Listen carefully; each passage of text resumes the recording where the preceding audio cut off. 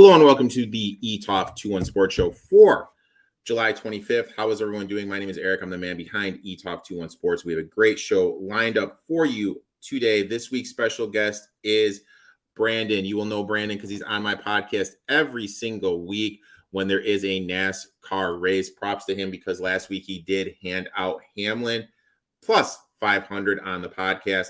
I handed out Harvick over Logano. So if you listen to that, you guys ended up making some money. So make sure to check us out this upcoming Friday. But we're not here to talk NASCAR. We're here to talk some NFL. This week we are previewing the AFC East. And Nick will also be on the show tonight. Nick is going to be talking some fantasy football in the fantasy football spotlight. But before we get into all that, today's show is sponsored by the Sharps Betting app. If you are a bettor and not using the Sharps Betting app, you are missing out. It allows you to connect to your betting sites and track your picks on the app. Plus, they have a message board where you can talk with other bettors, talk a little shit, which is always fun.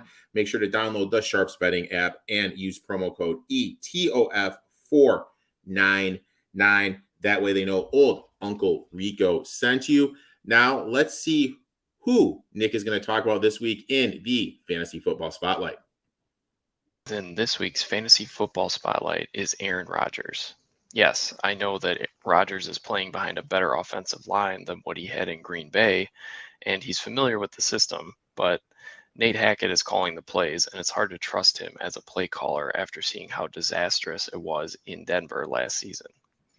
Also, the one thing that fantasy football has shown is you want a QB with a rushing upside.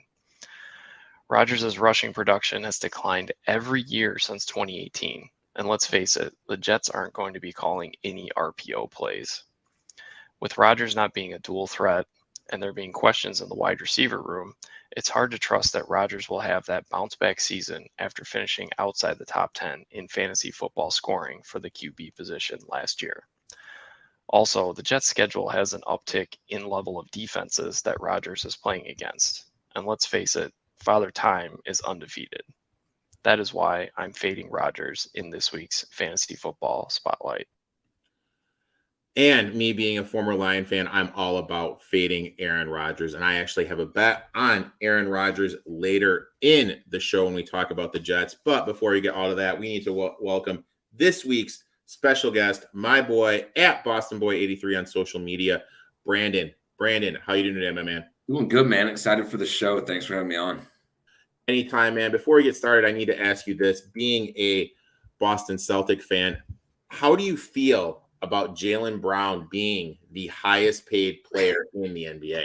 I don't firmly agree with it. I've said for a long time that I think he's a great player, deserving of some money. That type of deal, not sure. I've talked about it for a couple of years now with you. I think him and Tatum together aren't really truly the best fit unless you bring in a true point guard that can distribute to those guys individually. But right now you're running the point through either one of those guys, and there seems to be a little old-fashioned ball hog. So don't mind having him around. Personally, I would have rather traded him, grabbed a few first-round picks, maybe a distributing point guard to facilitate that offense. But it's hard. And guy in the chat that says, I hate the Lakers 99, I do as well. But Brown can't dribble to his left. So you just paid a man the most money that can't even dribble left. So it's been a tough day in Boston today. It's some ups and downs. So, but we're not here to rub salt in the wound with your Celtics and with the Bruins, a player retiring whose name I'm spacing on right now. But we'll talk about the Patriots. I'm interested to hear your take on them. We're going to be going in the order that they finished in last season. We're going to start with the Buffalo Bills. Finished 13-3. Obviously, they had the game that didn't count because of the Hamlin incident. Pythagorean win total 12.93 to win the Super Bowl 9-1. AFC plus 500. AFC East plus 120. Over under 11.5 to make the playoffs, minus 265 to not make the playoffs, plus 225. Doesn't take a rocket scientist to know that Josh Allen wasn't 100% last year with the elbow injury to close the season, and that really hurt the offense. After he got hurt versus the Jets, we saw his yards per game passing dropped from 300 to 235. And he had 3 games. Josh Allen, who's one of the better quarterbacks in the league, not 1, not 2, 3 games where he threw under 200 yards and only 2 games where he topped 300.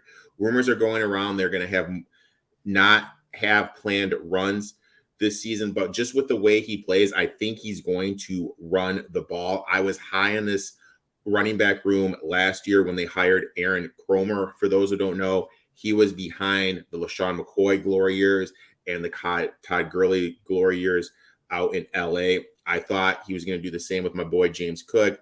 Obviously, he didn't. Singletary is gone. Bills brought in your boy Harris from the Patriots and Latavius Murray. My worry with them is that Cook is going to do all the work until the red zone. And then once it gets in the red zone, Damian Harris is going to do the work, and he's going to be one getting the touchdowns, kind of like what the Lions did last year with Williams and Swift. Offensive line was average last season. I think, however, they did make some improvements during the offseason, but it's still not a top-tier unit in the league. They brought in McGrover from the Cowboys. They drafted Cross, so the guard position, they're going to be pretty good. I'm concerned about the center and the right tackle position. They added my boy Dalton Kincaid from University of Utah, but I really think they're not going to use him that much as a tight end. I think they're going to use him more in the slot, work the middle of the field. Also, how the living hell is Stephon Diggs unhappy? 156 targets, 9.2 a game. That's 4th most in the league last year, and you are unhappy. He was 5th in the league in red zone targets, and you are unhappy. I just don't understand what he expects. Gabe Davis was a disappointment last season. High ankle sprain end of the year. Never really fully recovered from it. I think he's going to go back to what we saw 2 years ago. In my eyes, Bills made a great coaching move by actually firing Leslie Frazier. It still blows my mind to this day that the Bengals rolled into Buffalo with 4 backup offensive linemen, and Leslie Frazier did not blitz at all. It absolutely blows my mind that was the situation, and he had no blitzing scheme. They got rid of him. It's going to change the coverage in the back 4, not so much of the archaic cover 2. Also, now look, Hamlin went down, and as a team, seeing one of your teammates almost die, mentally, I have no idea how that's going to affect you. But on top of that, him going down depleted the secondary. Yeah. So I think with him coming back, they got Rapp. They added Rapp. That's going to add some depth. The key thing is they need Von Miller to stay healthy. When he was playing, this was a top 10 unit in the league creating pressure, not playing bottom 10. They added Jones and Floyd, which I think is going to help the pass rush. I think the additions of the pass rushers, the change in the scheme in the back 4 by getting rid of Frazier and letting McDermott call the defensive plays, which he used to do because he was first at DC. I think this defense is going to be solid. I'm seeing 9-1 though. That's a little too short for me. I'm just kind of sitting back in Buffalo. What are your thoughts about the Buffalo Bills? So I want to go back to the Stephon Diggs thing to start. The man is one of those receivers that has to be in the limelight. He has to have all the touches, has to have all the yards, has to be number 1. He is that way with previous teams. And I think early on, especially if they're going to lean to a heavy run, because you can't tell me if they brought in Damian Harris, bringing in Cook, that they're not going to lean more towards a run. So it's going to be interesting in the first, let's call it 3 weeks, to see how much passing is going on. Because to your point, if they use Cook to get down the field and then Harris to punch him in, Stephon's targets are going to be possibly cut in half compared to what he's getting. The team's going to majority of the season play with the lead. And if they have that type of backfield, I don't see them throwing the ball as much. They may not call as many run plays for Allen, but to your point, the man's going to run the ball if he's in trouble. He likes to put his head down. Me being a Patriots fan, of course, I'm not a Bills fan. Bills Mafia is tough, but you can't tell me. This guy's a gamer. So if he gets into trouble, he's going to put his head down and run, period. Matthew says, can the Bills finally make it to the promised land? I still see them as a team that will win the division, will be able to get through the first round. But then that hangup comes in. Is Allen healthy? Is Stephon Diggs happy? Is the running back committee in good shape at that point? Is Cook healthy? Is Damian Harris healthy? Because he's had injury problems as well, even when he was at New England. And I don't know, just watching Harris in New England for a few years, if he's really your red zone back. I get what you're saying. You're going to use Cook. Yeah. But Damian Harris in the screens and then up the middle in the middle of the field type runs, that's where that guy strives. So I see the Bills winning the division. Guys being happy and unhappy, we'll see. Their defense is going to be good like it has been. And personally, again, I see them winning the division. I do. Yeah, I agree. I think they're going to win the division. I actually have them winning the division. Next, we're going to shift over to the team they beat in the first round of the playoffs last year, the Miami Dolphins. They finished 9-8. Pythagorean win total 8.82. Super Bowl, they are plus 2,500. AFC plus 1,100. AFC East 3-1. Over under 9.5 to make the playoffs. Just to pick a minus 110 either way. It's going to be really interesting to me to see what the next step for this offense is. We need to remember that the offense was buzzing last year until that game with the Chargers when the Chargers really banged up. Chargers got very physical with them, and then it just never looked the same. And I don't know what to expect from Tua, man. And I'm going to be honest, I'm not a Tua guy. When that quarterback class came out, I had Burrow 1, Love 2, Herbert 3, Tua 4. And this is when I was doing a ton of NFL draft stuff. This is way back when I was like, my NFL draft back then was like, I did an insane amount of work. I don't do as much work as now, but I just wasn't a Tua guy.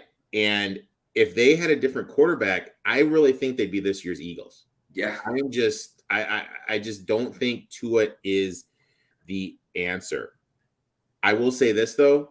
If you're drafting a best ball, you definitely need to get Mike White. If Mike White comes in and plays, he's going to put up numbers. That's someone you can get as the very last pick in a best ball fantasy tournament. Dalvin Cook. I have no idea why you'd want Dalvin Cook here. Look, they have Jeff Wilson, who has a history with the coach from his days at San Francisco. You have Raheem Mostert, very close with the coach, a friend of the coach. Why is he going to cut into him? And the kid from Texas A&M, this was McDonald's handpicked guy. He was like, this is the guy I want. I want this guy for my system. So you have three guys that have a relationship with the coach or the coach picked to be there. Why are you going to bring in Dalvin Cook? To me, that just doesn't make sense. In terms of the passing game, it's a simple passing game. It's all designed to get the ball out of Tua's hands as fast as possible. Get the ball to Hill in space. Waddle dragging across the middle. Get it out to his hands fast. Let those playmakers work. Now, the bet I'm interested with them. Jalen Waddle. I like his under. Now, hear me out. He was 26th in targets, 27th in receptions, but 7 in yards. I have my dad's math genes, and that math don't add up. He was getting big plays, and I think we're going to see that drop because this is year 2 in the offense. Defenses are going to be more adjusted to it. That's number 1. Number 2, they have all these running backs. At the end of the day, they want to run the ball. McDaniel wants this to be a running team. So I think we're going to see Tua actually throw the ball less. So I am betting Jalen Waddle under 1,075.5 receiving yards. In terms of the defense, I love this defense. I absolutely love this defense. They made the best coaching hire in the league by getting my boy, Big Vic Fangio. Best DC in the game. Defense will be greatly improved. They have Bradley Chubb that can get to the quarterback. Solid secondary. Howard, Holland, Jones, Ramsey. 4 guys that can lock you up and play man-to-man on the deep, and on the outside. Fantasy football sleeper in defense. This team, with all the upside it has on the defensive side, it so reminds me of the Eagles. With the playmakers it has, so reminds me of the Eagles. But they have Tua. And look, maybe I'm just a Tua hater. I just don't see it with Tua. Because of that, I am out on them. And the only bet is the Jalen Waddle under. What are your thoughts on the Miami Dolphins? It's very simple to your point that it's all going to rest on Tua. I don't see him being healthy. I hate to say it. I hope it for him as just an athlete in general. But after what we've seen last year, I don't know how you come back from that. And after a couple hits, it doesn't rattle something. So to your point, I don't see Tua the whole season. I do see them trying to run the football way more just to get the ball out of Tua's hands early. See if they can win a couple games early in the season by a predominant run. And to your point, a very good and fast defense that I don't think people are sleeping. Nobody ever talks about Miami's defense. If you look at NFL Network, any of that stuff, it's the Bills, it's all these other teams. You never hear their defense. Their defense is fast and physical. Skip back to the offense. I'm with you with Waddle. I'm taking the under. I don't believe they're going to be that pass heavy. And if they are, to your point, it's getting the ball out of Tua's hands quickly, which automatically goes to Hill. On those quick slants, he's great yards after catch, all of that. So I see them trying to get it to Hill consistently. I see them finishing third in the division. I don't see them competing for a division win unless you have a very drastic change in Tua. But again, I'm kind of with you. I'm not sold on him. I haven't been from the get-go. I'm not now. So I cannot put this team anywhere near competing with a team like the Bills that I have winning the division. So I don't see that happening. TB12 is not coming back. And TB12 comes back. So the thing that's interesting, but the thing is this: he's like part owner of the Raiders now. Yeah. So I mean, he would have to sell his equity in there to come back on to play. So I get it. I don't think it's going to happen. Bobby, my boy Bobby, Harvard going to win a race? Uncle Kev, I do see him winning a race. Yes, he will win his last season, get into the playoffs, and Uncle Kev will make it a good run on his way out. Now, we are to your real quick. Yeah, Eubanks did look good today. Served lights out. I definitely had to play the fade after the run he had at Wimbledon. Wino baseball. We're almost to the dog days. Look, I have a group of pitchers that I'm looking to bet. None of them are going tonight. And I'm not going to force anything, dude. I hit Pittsburgh plus 220 game, plus 210 first five yesterday. Sitting today out. Fade you, Eubanks. Live to fight another day for tomorrow. Now let's shift our attention to your New England Patriots. Finished 9-9. Pythagorean win total 8.59. To win the Super Bowl, they are 65-1. AFC 35-1. AFC East 8-1. Over under 6.5. To make the playoffs, they are plus 250. To not make the playoffs, they are minus 300. I always feel that year one to year two off season, that is the most important for the young quarterback. And the Patriots did nothing to help your boy, Mac Jones. They had no quarterback coach last year, and Matt Patricia was the OC. Let me tell you a funny Matt Patricia story. And I don't know if you know this one. Maybe I've told you this because you are a Patriots fan. Yeah. After they won the Super Bowl, they had this, when he was with the Patriots, they had this right before he became the Lions coach. They had a party at a fancy restaurant. The bouncer at the restaurant would not let him in because he thought he was a homeless man. I mean, to this day, that amazes me. And the fact he was a defensive coordinator and you bring him in as the offensive coordinator. Look, they bring in Bill O'Brien. O'Brien, he's a smart guy. He's going to change this to the offense that Jones had when he was with Alabama. Yes. And I think we're going to see a shorter passing attack, a lot more swing passes to the running back, tight ends across, and a lot more intermediate passing attack. Because when I looked at it, Jones was only 39%. That's bottom 10 in the league in deep throws. So I don't think we're going to see him take as many deep shots. Now, with the more intermediate, the more in the middle throws, this makes it interesting for Juju Smith-Schuster. Is he going to be going back to the slot wide receiver position? I really don't know. I know, though, that he put up his best production in Pittsburgh when he was the slot wide receiver. After Antonio Brown left, they moved him to the outside. Last year in Kansas City, he majorly played the outside. And the production just isn't there because he's going against better DBs. When he works the middle and plays the slot, weaker DBs, he has a better production. Thornton, interesting guy for me. But it's kind of a two-edged sword just because he's a really good deep threat. You can throw, he is a speedster. I think, who's that guy? Oh my God, who's the guy that used to play for the Texans? Will Fuller. Kind of reminds me of Will Fuller. Home run hitter. But you have Mac Jones, can't throw the deep ball though. That's the thing though. If they had a better deep ball thrower, I think this guy could be something. Obviously, you brought in Mike Gesicki, you have Hunter Henry there. Henry and Jones had a little connection going toward the end of last season. I could see them playing Gesicki in the slot. And because of that, I think he's kind of a sneaky play in fantasy, someone you can get really late. It could be this year's Evan Ingram that averages over, I don't think he'll do 10, but over 8 points a game in terms of fantasy. And also, you're a Patriots fan. One thing that always sticks out to me with the Patriots is they have a third down back. When I look at this roster, I just see Stevenson. That's it. That's why Cook going here kind of makes a little bit of sense. Add a little bit of depth. Because of the lack of depth behind him, I'm interested in his rushing prop of over 1,500 yards. But he had 279 touches last year, most in the league. Granted, he's a young player. That was only his second year in the league. And it's interesting to me. It's really interesting to me, but I'm afraid they're gonna add Cook. And if they add Cook, we're going to see that prop drop. Correct. Offensive line went 2 years ago, top 10.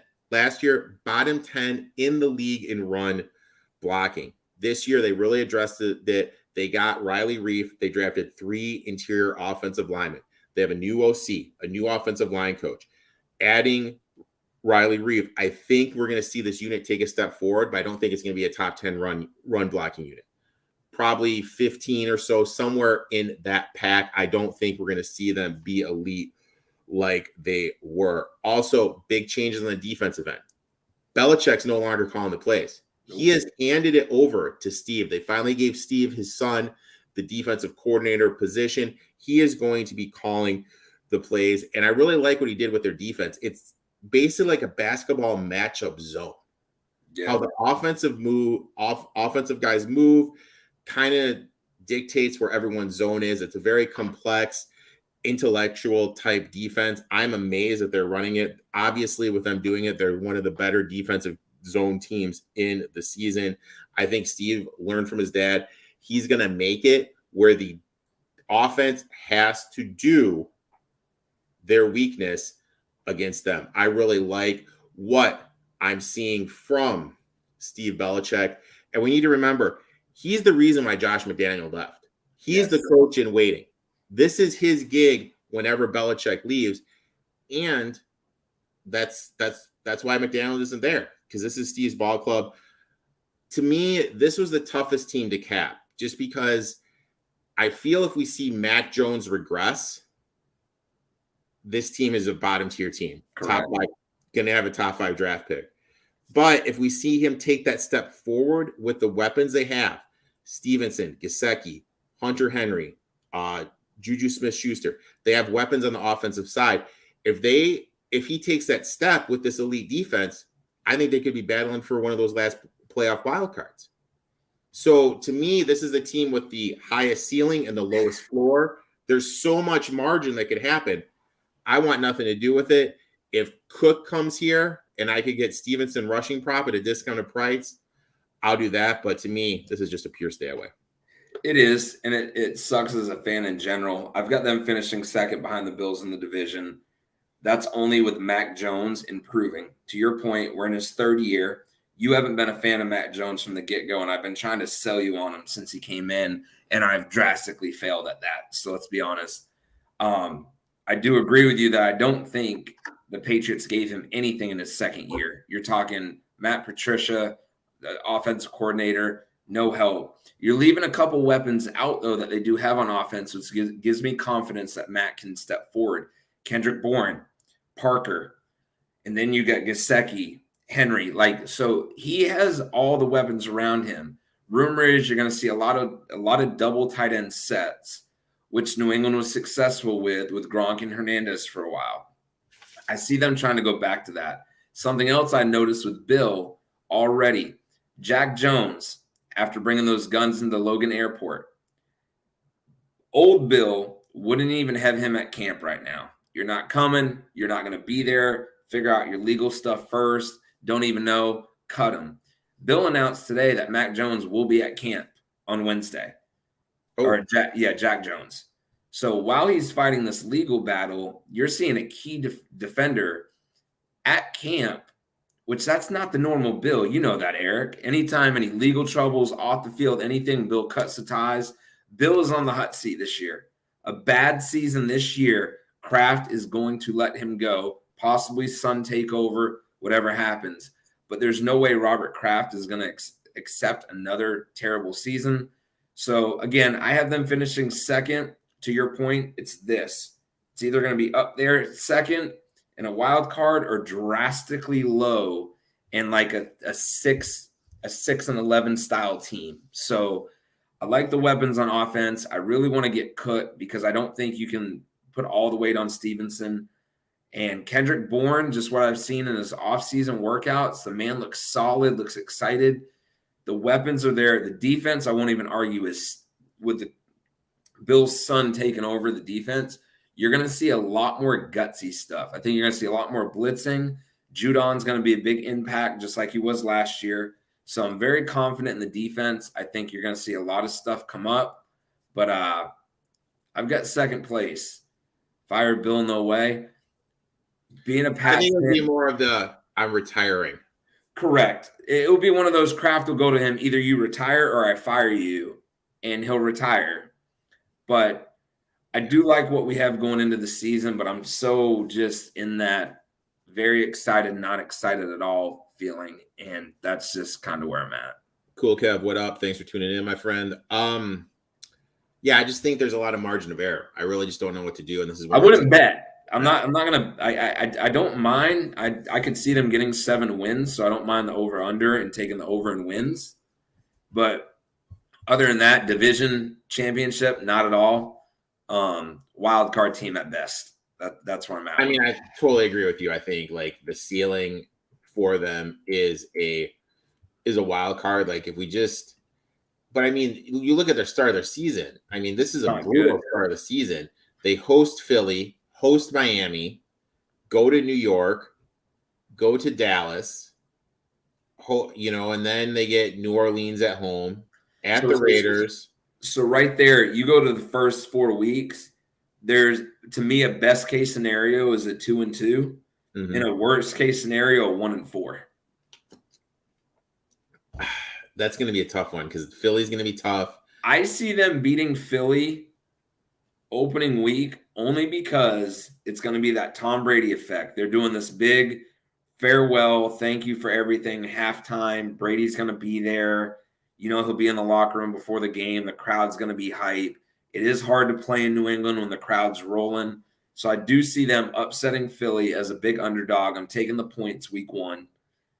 But outside of that, if they do drop that first game, this is very easily a 1-4 football team going into a 1-3 going into week 5.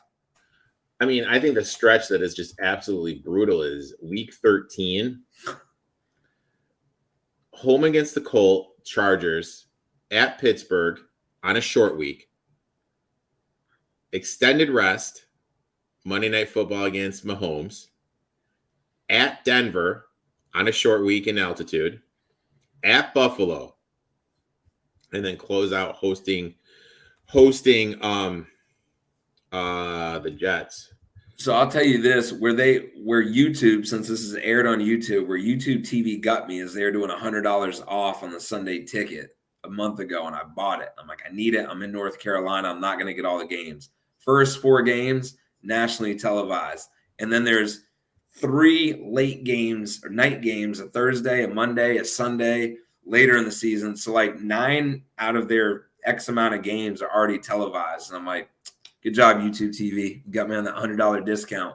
I do like that 5-point line. One of my friends taught me a lot. Taught me about the 5-point line in the NFL. That we'll have to save that discussion for another day because we're up against the clock. We need to shift our attention over to the New York Jets. But I'm going to say this. I think YouTube TV is going to be a train wreck. And I'm sorry, dude. I know you dropped that money. I just don't know, like, how compared to what the old Sunday ticket is, how is it going to work? It's going to be the same thing. Watch. There's no way they can drop that kind of money to take the rights over it and then just drop the ball. I know where your mindset's at, but because my thing is like, so as most of the people know that do this, my boy Brad, who taught me pretty much everything I do, everything I know. Like, this dude took me on his ring, taught me anything I know about gambling sports. Him and I will text during the game, and during the Thursday game and on Amazon, there'll be times when, like, one of us is like 3 minutes in front of the other one. That's like the lagging time is, like, for me, what's going on. I didn't even think. He'll be like, hey, are you watching the game? You know, the line just moved. We had this here. Let's try to get a live bet, you know, try to get a middle, whatever. And I'm like, well, dude, like, how much time's left? Like, and I'm like, well, like it's just not matching up. And I really think, like, with the YouTube TV, live betting is going to be archaic because it's going to be such a lag. So I don't know. I'm just not. I didn't even think of it that way. You are right about that because there are delays. I that's why I don't like it. But now let's move on to the Jets. Finished 7-10. Pythagorean win total 8.31. Those who don't know that, Pythagorean win total just basically is points scored over points scored plus points allowed times games played. So it's kind of shows you, did you overachieve, underachieve, or did the norm? If it was within one, you did the norm. If you won 7 games and your Pythagorean win total is 8.31, you underachieve. That means you're due for some positive regression this year. Let's say this was 5. That means you're due. You got lucky. You're due to regress. Super Bowl 18-1, AFC 11-1, AFC East plus 270 over under 9.5 to make the playoffs, minus 130 to not make the playoffs, plus 120. Now look, we need to be serious here. With what Rodgers is now, he is not 2018, 2021 Aaron Rodgers. Last season, when they played one more game, one full game more. Now, granted, he was hurt, missed some time during the Philly game. 500 yards less passing. TDs dropped from 37 to 26. Had 8 more INTs than he did in 2021. Had his most INTs since his first year when he was the starter in 2008. Plus, what is Rodgers right now? We saw it last year. He doesn't throw the ball down the field as much. No. He's not airing it out as much. When he gets a free play, yeah. But the explosive throws down the field as the season progressed last year, they just weren't there. This team is built to run the ball. This offensive line is a lot better than people realize. And Robert Saleh, the coach, has been adamant this is going to be a running team. I see a over 40 quarterback. And we've seen this with Breeze, Rivers, Brady. These guys just don't throw the ball down the field as much. The Jets haven't had a 4,000-yard passer since Namath. That's how long it's been. So I'm looking at this. I think we're going to see Rodgers nowhere near that total. I bet the under 3,950.5 yards passing for Aaron Rodgers. Saleh saw in San Francisco how they need a running game to lean on, and I think that's what they're going to do here. If Breece Hall was healthy, didn't have that knee injury last year, I'd be all over his props this year. Okay. I'd be betting him to lead the league in rushing. And I know people are high on Garrett Wilson this season. And first of all, Garrett Wilson is 30 pounds lighter and 4 inches smaller than Davante Adams. So he's nowhere near as physical. Completely a different football player. But let's look at Davante Adams' production when he first met Aaron Rodgers. 2014, first year playing with him, 38 receptions, 446 yards. Next year, 50 receptions, 483 yards. Following year, 75 receptions, 997 yards. 2017, 74 receptions, 885 yards. Adams didn't see triple-digit targets. That just means the ball's thrown to him until his third year with the Packers. Rodgers has shown he doesn't target people he doesn't know. And who did they add? Alan Lazard, Randall Cobb, guys who Rodgers has a pass with. Plus, I think they're going to run the ball, like I said. With all that added up, I am taking under 1,150 and a half receiving yards from Garrett Wilson, just because I don't think they're going to throw the ball that much, and I'm predicting a down year from Rodgers. And guess who their OC is, dude? Nate Hackett. Yeah. Whose first time calling plays was last year with the Denver Broncos. And it was so bad, he took play calling away from himself. With how Hackett let Wilson walk all over him last year with the private parking, all that shit. One can only imagine how Rodgers is going to do the same to Hackett this year. Defensively, they need a pass rusher because Johnson, who they drafted 2 seasons ago, struggled. And I need to go on another tangent. Okay? Yep. I told everyone this Johnson guy wasn't going to be good coming off of Florida State. I'm pretty good at this NFL, like, drafting, draft board stuff. I'm pretty good at it. I said Johnson was going to whiff. I said Edwards-Helaire is going to lift. And the hate I get from these fans is just like, well, dude, I don't like your – it's not like I don't like your team. I'm just telling you what my eyes see. And it's funny right now how the Jets, a year later, used a high-round draft pick on McDaniel, the guy from Iowa State. Where are all these Jets fans that were sliding in my DMs calling me clueless? Gone. If I was really that clueless, you wouldn't have used a high draft pick on a pass rusher for the second year in a row. Also, why is that important? Because if they don't get to the quarterback in this defensive scheme, everything just struggles. We saw that he needed Bosa in San Francisco for it to be a good defense. Also, the safety struggled. That's why they added Clark. Gardner was great last season, but the one thing that stood out for me is usually they let these rookies, they don't let them hand fight right away. No. They were letting him hand fight. Like, if that gets called, I think he's going to struggle. And I bet on the Jets. Look, I have no, like, crazy future bets like I had with the Falcons when we went over the Falcons. But I did bet the Jets not to make the playoffs. I got it at plus 125. And let's look at the start of their schedule, okay? Week 1 versus the Bills. Rodgers' new system. Rodgers always starts slow. That's been proven to us the last couple of years. Breece Hall may not be 100%, may not even play. Angry Josh Allen. I think this is an L. Yeah. Going to the Cowboys home opener for the Cowboys. I think this is an L. Week 3 against the Patriots. I'll be honest, dude. No disrespect. I think this is a complete coin flip. Complete coin flip game. Following week, excuse me. Mahomes in prime time. That's an L. Week 5, traveling, playing in altitude in an under-the-radar Broncos team. That's an L. Week 6 against the Eagles. And they can't stop the run, and they didn't address it. That's an L. Week 7 bye. I have this team going 1-5, 2-4 at best before their bye. Then, excuse me, with how deep the AFC is, I think they're just going to be too far behind the 8 ball. Bills, Dolphins, Patriots, Bengals, Ravens, Browns, Steelers, Broncos, Chiefs, Chargers. All those teams, if you start 2-4 or 1-5, you're going to be out of it by week 7. That's why I think it's going to happen. I'm getting plus money. Bye-bye. What do you think of the New York Jets? People are going to say that I'm a Jets hater because I'm a Patriots fan. That has been from the beginning the team that will finish 4th in the division, period. To your point, takes Rodgers a little time. Based off of their schedules, a couple early L's, him not liking the play calling, head coach problem or offense coordinator problem right out the gate. He's going to want to start calling his own plays.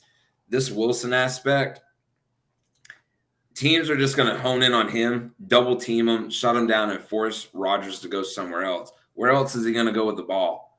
There's no other big game changer at wide receiver that they can split with. You have in Miami, Waddle, Hill. So if they're shutting down Hill, you got Waddle. Like, I don't see that in New York. They will not be able to stop the run.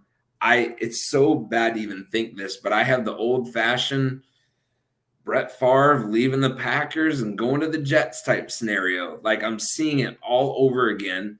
Rodgers doesn't even look himself. All we're seeing in training camp already is him and Wilson connection, him and Wilson, him and Wilson. Real easy to do early in training camp against a defense that's trying to figure their stuff out. I see Rodgers dropping. I don't see the performance coming from Wilson.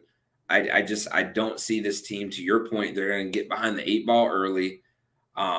If you have a couple L's and then for some reason you do walk into New England and take a third L right there, you're 0-3 to start the season right out the gate. You're going to have a very unhappy Aaron Rodgers.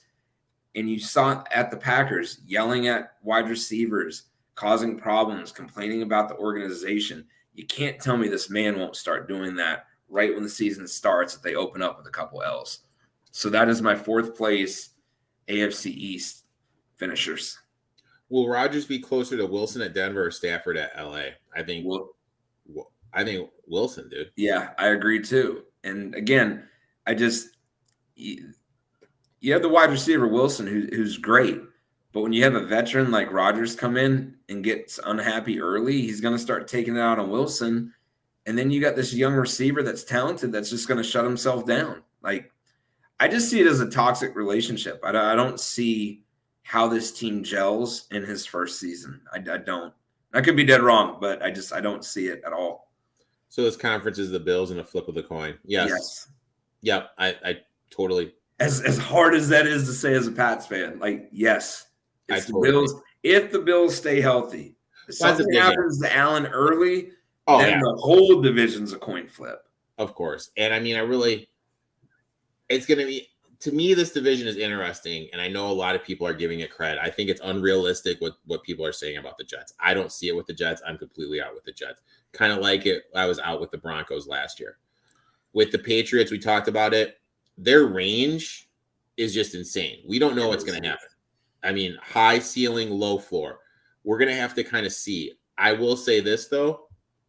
I will be betting him plus the points in that week 1 against Philadelphia. Yes. But their schedule, their schedule, just their run of games is just absolutely brutal. They do, but I'm going back. My biggest thing is a Bill on the hot seat for the first time ever. I think you're going to see a lot of stuff change within this football team that we're just not used to seeing. Yeah, I mean, we could see, and then I don't even know what it says. They got 3 primetime games in a row too. Yes, that's what I was talking about later in the season. I mean, and that's Jesus. I mean, that stretch where it's KC, Denver, Buffalo. That is brutal. Brutal schedule for them. Dolphins, Tua hate is real here. Yeah. So I just don't know. I think it's just at the end of the day, I'll be honest. I know everyone's saying this could be a multiple playoff division. It wouldn't surprise me at all if only the divisional winner gets in. Correct. It wouldn't surprise me at all because people need to remember I'm telling people right now, Denver's good. Denver's going to be a lot better than they were last year. Chiefs are the Chiefs. You have the Chargers lurking. You have the Bengals. You have the Browns. You have the Steelers. But think of everything you just said. The reason the Jets are getting all this hype right now is that's the only thing the media outlet truly has to talk about in this offseason. They have nothing else. Chiefs are the Chiefs. Bills are the Bills. Chargers quarterback just signed that big contract like an hour ago. Like there's nothing drastic to talk about in the media for the NFL except Mr. Aaron Rodgers going to the Jets. And oh my God, what can this do for the Jets? That's all they have to talk about. Yeah, that's it. That's basically throughout the whole league. The whole league. Thoughts on running back contract situations? Crappy. Completely crappy. Look, I will say this. Now, this is just me. This is just me. I will give Saquon credit. I know that, look, Chubb is a smart guy. He made a statement. He was like, look, it is what it is. The collective bargaining agreement isn't coming up for 7 more years. There's nothing we can do about it. And he's right. There's nothing they can do about it as a unit because it doesn't come up for 7 more years. So I get that. And I think Saquon realized that. He just signed the 1 year for $11 million. Still, $11 million is still good. Jacobs left camp. I think Jacobs, since he is still young, 24, 25, he's going to hold out. And then right before camp, he's going to come back. He's not going to do this Bell thing that Bell did with the Steelers, just because we saw like he never was the same player once he missed that year of football. Never got the respect. Never got the respect either. Yeah. Like I think after that, organizations were not pulling for him. I think these guys are smart enough to realize that, hey, you know what? This is what it is. And I know I'm not going to be getting the $20 million a year or $15 million a year. $10 million ain't bad, man. Old Uncle Rico, I could live on $10 million a year, man. I will say, I think my only issue with it is, unless I read this wrong, and you're better with stats and numbers and all that than I am, but am I correct saying that I saw the average salary of a kicker is like $1 million higher than a running back? Yeah, that to me is hard to settle with. I know kickers are important. I don't want to take that away whatsoever. But when you're taking the brunt of the work and getting physically trampled on all game, and the kicker's average salary in the NFL is higher than a running back, that's hard to swallow personally. Like I don't. It was like 2.2 compared to 1.3 or something like that. Here it is. Stunning figures show NFL kickers make more than running back. Yeah, like that is kind of mind-boggling to me. No, he will not live up to it. Sorry, David. If you're a Jets fan, you might as well take that brown bag, draw that little sad face on it, throw it on before the season even starts. And then that's another guy. That could be an opening. Like, because that's a couple years in a row where this team just hasn't performed. If you get Aaron Rodgers and you don't perform, I could see it being gone. Yep. Brandon, I'd like to thank you for coming on, talking some AFC. As always, you're going to be on the podcast this Friday, and we're going to be talking NASCAR. I believe we're at Richmond this weekend, my friend, right? Baby. Richmond. Make sure to check that out. You had an iRace a couple weeks ago where I believe you finished second. Yes, we will be back at it tomorrow at Richmond, 9:00 Eastern Standard Time. Boston Boy 83 on Twitch. Broadcasted on Nerditudes on YouTube. So I'll post all the links. You'll give them a share, and got some teammates running tomorrow night. So trying to do a 1, 2, 3 at Richmond. Make sure to check him out. Make sure to check out the podcast. Thanks for coming on. We'll talk soon, my friend. Thanks, buddy.